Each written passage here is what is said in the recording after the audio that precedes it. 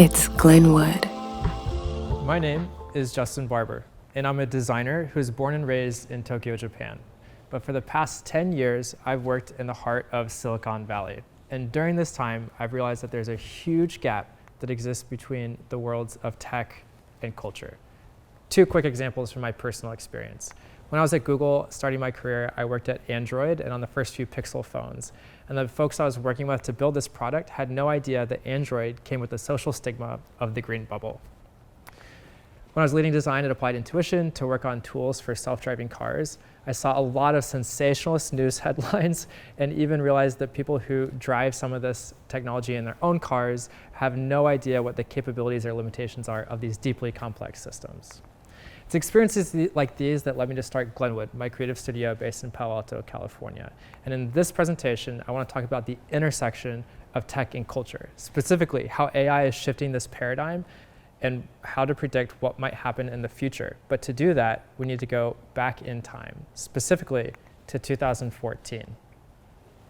To paint you a picture of what was going on in 2014, let me play you a clip of the top song that year.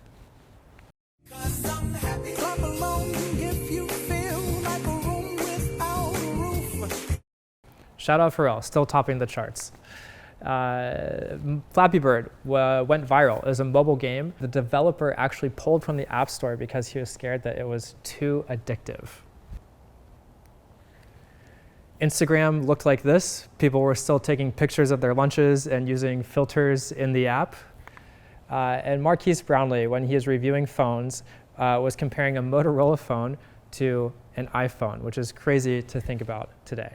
But the real tech and culture moment of that year came at the Oscars. The Oscars were hosted by Ellen DeGeneres, and there was a moment where she walks off the stage and snaps a selfie with a ton of other celebrities that broke the internet. It was the most retweeted post of all time, and in this situation, it looked like it was super spontaneous and just kind of happened. But it turns out it was actually a marketed ad campaign. So Ellen and Twitter were in talks about how to create a viral moment. And when Samsung, a major sponsor of that year's Oscars, saw her practicing the selfie, they slid in and made sure that it happened with a Samsung phone. So the common thread through all of these moments were the role of phones. Phones really shifted the paradigm of tech and culture. And that's what I want to talk about. I want to talk about why the paradigm shift happened and how it happened, the winners and losers as a result of this, and the decisions that they made that led to either winning or losing. So let's start with the paradigm shift. In 2014, Ben Evans, who was previously a partner at Andreessen Horowitz, put out a report called Mobile is Eating the World. And it was 50-something slides that showed all sorts of unique data. The main point was that phones are having this really unique impact on tech and culture. But the conclusion of all of this is basically at the end where he says tech is outgrowing the tech industry. And this is what he means by that. The first thing I wanted to say is that tech is now selling to everyone. And it's never really done that before. Technology sold mini computers to medium-sized companies, or it sold PCs to middle-class families. But as we go to mobile, for the first time, the tech industry is selling to everybody on Earth. So for the very first time, tech must sell to culture. But there's a flip side to this as well, and this is what he says about the inverse. Because of this enormous opportunity of everybody on Earth for the first time being a customer of the technology industry, in effect what happens is that technology outgrows tech. Everything will be a technology company. It just won't necessarily look like one from the outside. Everything will become a technology company, meaning that culture has to become tech. And this is really what forms the intersection of tech and culture, and what Ben points to as being critical for success of companies of the future. So that was the paradigm shift. But what about the winners and losers? Well, there were three main things that happened around this time. The first involved Alicia Keys and BlackBerry. The next involved Samsung and Jay-Z. And the last involved Dr. Dre and Apple. So let's talk about Alicia Keys and BlackBerry first. In 2013, as BlackBerry was a company on the decline and was looking at a way to gain relevancy again, they named Alicia Keys as Global Creative Director. No one really knew what this meant, and the partnership was kind of doomed from the start. In fact, a few days after being named this, Alicia Keys got caught tweeting from her iPhone. And this was kind of indicative of how the rest of the partnership would go. So it didn't even last a year. In January 2014, they ended the partnership with nothing really to speak of that came out of it. In fact, one of my friends told me that her dad threw away his BlackBerry when this relationship was announced. So we can see that although we don't know the monetary value or which money was exchanged between whom, it was a tech and culture failure on both fronts. It didn't do anything for the company and didn't do anything for Alicia Keys. What about Samsung and Jay-Z? Well, there was an album announcement via an ad that debuted at the 2013 NBA Finals. And basically, Samsung users were able to get access to the album 72 hours in advance of anyone else. The problem is, when it came time for those users to download the album, the app crashed. So it was a really bad experience in trying to get the album. It didn't live up to the hype. So when we look at this, Samsung spent $25 million, which was a fraction of their $4 billion in marketing cost spend, and Jay-Z got pre-sales. So it was a great business outcome, but the tech failed, the app failed. It didn't really do very well, even though culturally it made some waves. So what about Dr. Dre and Apple? Beats Electronics looks set to be snapped up for more than $3 billion. Why did you think you had to buy a headphone manufacturer? Your thoughts on this rumored acquisition? Why a bad idea?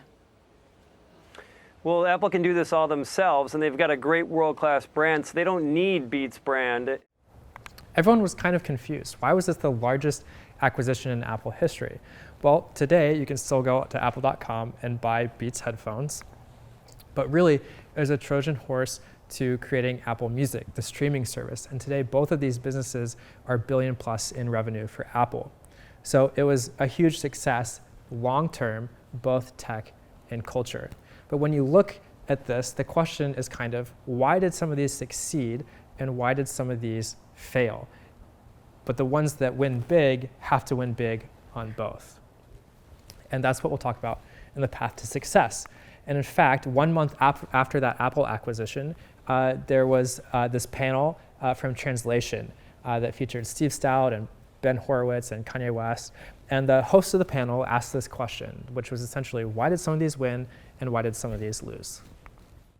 Everyone had an Apple phone. Suddenly, Jay-Z partners with Samsung, and that same Apple customer said, I got to get myself a Galaxy. Yet, when BlackBerry had their back against the wall and they rolled out Alicia Keys as their creative director, immediately the consumer said, that's not authentic. I'm not buying it. Help us understand how and when the right partnerships work. And this is Steve Stout's response. The most important part of any relationship is shared values. What is authentically you and what is authentically us? What you see a lot of times are relationships that have zero shared values, other than somebody could write somebody else a big check. Whether it be a transaction between an artist and a brand or a transaction between culture and technology itself, find those shared values. Shared values. So Steve Stout says to win the intersection, shared values is very, very important. But there's another piece, and that piece is the creative connector. So let's look at those three. In the case of BlackBerry and Alicia Keys, the CMO of BlackBerry at the time was Frank Boulbin. I don't know if he's responsible for the deal, but he's an engineer by trade and spent his career in telecom. And so it was a difficult pairing from the start with Alicia Keys, an artist. If you remember the keynote, this is what Alicia Keys says when she walks out on stage and shake hands with Frank. Thank you, Frank. Frank Boulbin, everyone, my boss.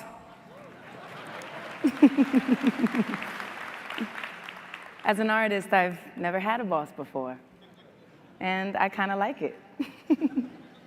When I first met Frank, though, truth be told, I didn't understand a word he said. Tough way to start the partnership, but clearly this wasn't set up for success from the start. So what about Samsung and Jay-Z? Well, Todd Pendleton was the one who put this deal together, and Todd Pendleton came from Nike, where he did ads like the MVP puppets and the campaign that killed and won, and he was also responsible for the Oscar selfie moment.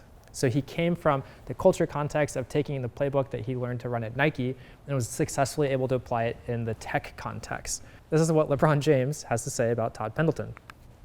With Samsung, they think outside the box. It's innovating, it's cool. and it's all because of Todd. It's all because of Todd. So what about Apple and Dr. Dre? Well, of course, Jimmy Iovine was the creative connector here. He was also the CEO of Beats. And Jimmy had all the cultural knowledge of being a titan in the music industry, but he also had the foresight of where tech was moving. And that's why he knew that this deal could be about streaming. So this is Jimmy Iovine on himself and how he was able to manufacture that deal. They didn't need a headphone company, and so they wanted to get into streaming. And eventually we agreed that we could do this together. So Jimmy Iovine had all the context of the culture and the music side, but he also had the understanding and the foresight to understand how this would impact tech, and that's how he was able to get the streaming deal done and why Apple really needed Beats in that context. To summarize this, let's go back to the panel and hear from Steve Stout one last time. You had a company at Apple that was so profound at making great products and great design language, but yet they found themselves culturally susceptible to another brand whose products weren't necessarily as great at that time, but they used culture as a way to get in the conversation. So that's what happens when you have a paradigm shift. Tech companies become culturally susceptible and have to figure out the right way to win in the new set of rules. So all of that was happening in 2014. But what's happening today at the intersection of tech and culture? Are those things still true? Can tech companies still be culturally susceptible? Well, let's break it down into three main things. The first is I think that we've reached total saturation. Here's Corday, a music video in the club where the music video pauses so that he can do a demo of a selfie background removal feature on the Google Pixel phone. Kendrick Lamar has name-dropped Jack Dorsey multiple times, even appearing in music videos with him. Big red boots from Astro Boy that Mischief turned into a real-life product that people could wear. And whatever this is, Kim Kardashian photographed with the Tesla robot from the Cyber Cab event. This is peak saturation of tech and culture. It's also become harder to win. Think about social. The social network launched Threads, and although it grew very quickly to begin with, we haven't had a moment come out of the app itself. The biggest product launch from the biggest tech company turned out to be more of a developer kit and didn't capture the imagination of consumers like previous launches have. The idea of an NFT, I guess, is like art or something, but none of the examples that I've seen is beautiful art. It's a monkey in a Supreme hoodie. So Tyler, the Creator, one of the best artists of the past decade, has no idea what one of tech's biggest exports was supposed to be about. Lastly, it's higher stakes. So Steph Curry and other athletes promoted Crypto FTX, the crypto app. In this case, it turns out it was fraud. So they were promoting fraud. So crypto didn't work either. Going back to Ben Evans' point about how culture has to become tech, Glossier was the makeup company, and the CEO tried to pivot them into a tech company. It ended up costing her job. She had to do layoffs of the tech company. So it's easier said than done. And the Humane Pin that debuted at Paris Fashion Week, but it turns out the product itself was not that great, even down to the fact that it was difficult to put on, which should have been a red flag to the folks at Fashion Week of featuring it. And ultimately, they had to sell to HP. In this case, on the culture side, they should have done their due diligence into the tech to decide if that actually belonged on the runway or not. So if I were to summarize this, I think you could say, tech loves tech and culture is tired. And there's one more thing. Our friend Ben Evans is back with a new presentation, AI is eating the world. So let's talk about AI, the new paradigm shift. But to do that, we'll have to look ahead into the future. And we'll break it down the exact same way that we looked at the phone paradigm, starting with the paradigm shift itself. And I think it's helpful to understand how tech views the creative process. We have things like words, visuals, audios, physical, and we can put this into the creative process. And out of this, we get things like movies and songs and films and characters, all that stuff, right? But the problem, I think tech would say, with the creative process is that it requires skill, it's non-deterministic, sometimes things are good, sometimes things are bad, and it can be costly. It's also a black box. So if we were to replace it with a different kind of black box in terms of an algorithm, and we can lower the barrier to entry, enable faster iteration, and do this all more cheaply, I would say that's pretty good. But when these things combine into an AI creative process, the question becomes, what happens to the type of output that gets made? And I think tech would say, well, two things. And the first is there's going to be an increase in quantity. So lots of more things will be made. I think this is partially true, but I think the greatest output will come from people already making things. I don't think this will be some proliferation of output from new sources. But the second piece, I think they would also argue that quality will also increase. And I think this is a tougher sell. And this is why. If you think about everything that gets made, you can have most of it is just going to be average. AI can increase the total quantity of things being made, but I don't think that AI will fundamentally shift the distribution of quality. And to understand why I don't think that, we need to talk about, well, what makes good things good? And that happens on this side of the curve. This is what makes good things good. First off, it's rare by nature. It's impossible for everything to be really, really good. And when you find something that is good, the brand around it is actually the differentiating factor. It matters a lot. Why one silhouette from one company, even if there's a similar silhouette from another company, those things are received by consumers differently, which is the last point of emotional depth. Each of these three things is really hard to hit with or without AI, but the main thing is that it's really hard to make really good things. So that's the paradigm shift. But what about winners and losers? Well, if we look back to the phone paradigm, we had a foreshadowing event in the Oscar selfie moment. This kind of signaled what was to come in terms of phones' overall impact of tech and culture. And that ultimately led to this larger deal between Apple and Dr. Dre that was worth billions, the fulfillment of phones' impact of tech and culture. So I think it's too early to tell what that big deal will be in the AI paradigm. But we have had some interesting moments happen so far, and enough to label some early winners and losers. So let's talk about these moments. Going back to the curve, let's start with the bad stuff. And that's AI-generated Coca-Cola ads. So Coca-Cola paid 3 different ad agencies to come up with ads that were purely made with AI. It got a lot of backlash, somewhat because of some ethical concerns around how it was made, but much more so because the ads were just ugly. And in response to this, one of the companies that made these videos on their website used another AI company to track second-by-second emotional response of people viewing the ad to show that the top emotion, second by second, was happiness. That's the green moving across the screen. That's certainly one way to determine what makes something good. But I think if you zoom out, you can just say the ad is bad. All right, what about the average stuff, the normal stuff, the stuff that's expected?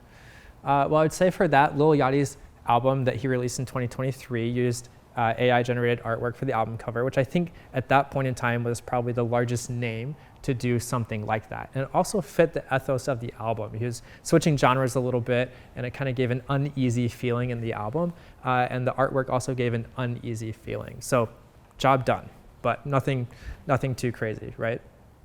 Well, what about this really, really good stuff? I think there's only one example that exemplifies what this is, and it comes from King Wilonius, a comedian. At the very beginning stages of the Drake and Kendrick beef, there's a tweet by Rick Ross that made fun of Drake for having a BBL. And King Wilonius saw his opportunity, and he made a song that went viral, BBL Drizzy.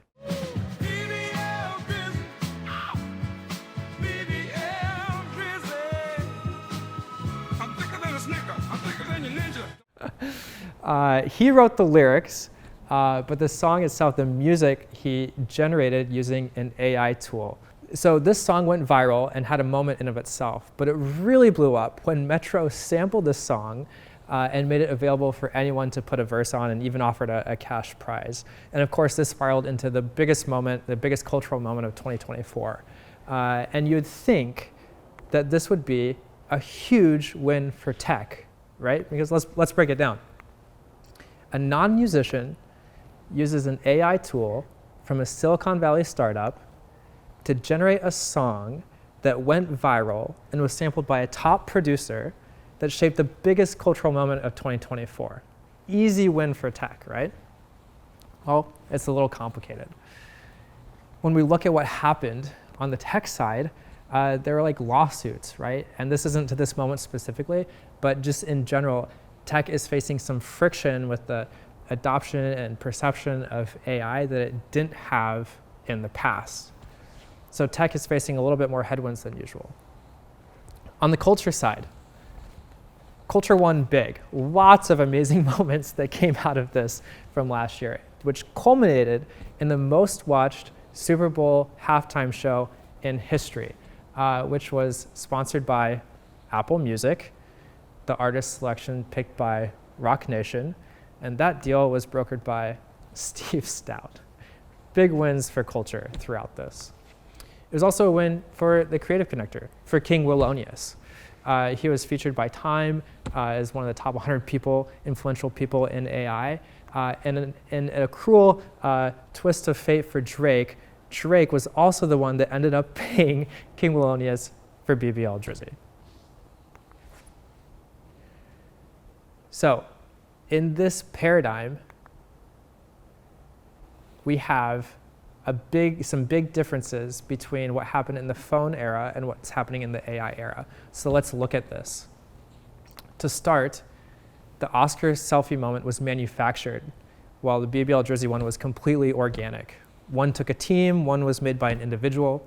One involved a huge tech company, the other was enabled by a small startup. And lastly, tech gets sales, but in the AI era, sometimes tech gets sued. And these differences, I think, are strong signals for what type of deal and opportunity will emerge in this new paradigm. So, what will it take for this new paradigm? Well, to talk about that, we can wrap up with the path to success.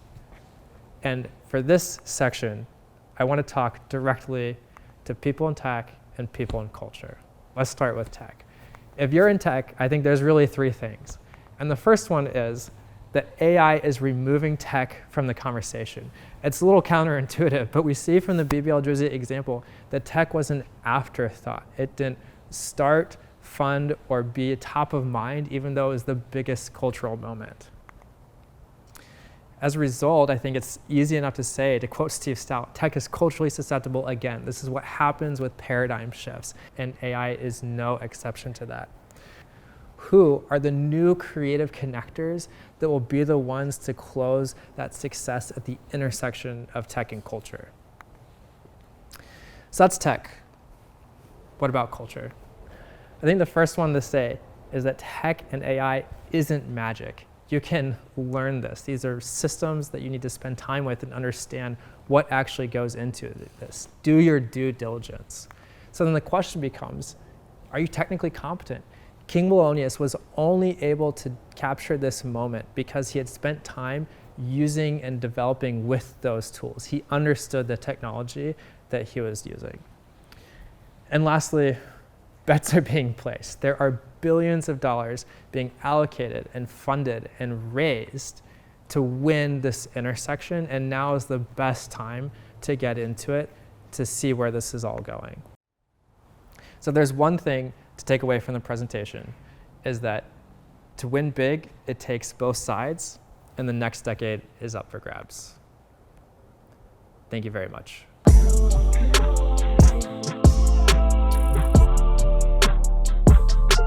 It's Glenwood, the creative studio for today and tomorrow. From Justin Barber.